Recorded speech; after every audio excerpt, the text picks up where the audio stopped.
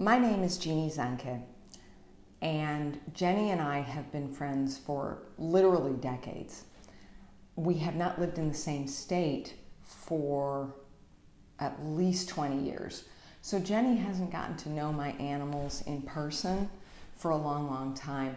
Nevertheless, she has been a huge help to me in navigating some of the more difficult aspects of each of my animals' lives.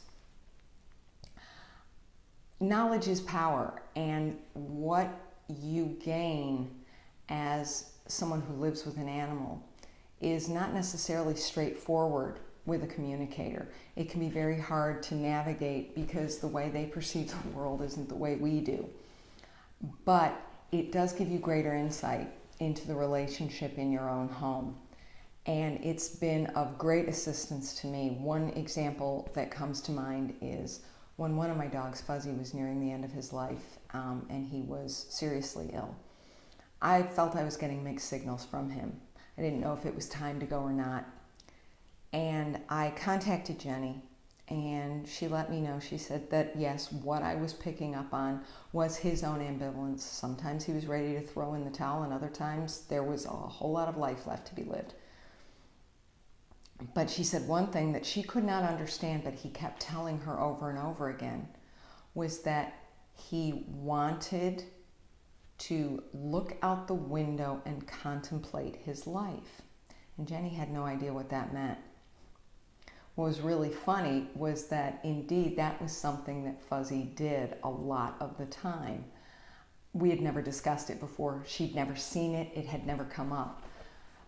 But it told me a lot. And when it was Fuzzy's time to go, he and I were both clear on it. And as much as I miss him, I know we did the right thing at the right time. There have been other things going on just in everyday life where it's been helpful to have input.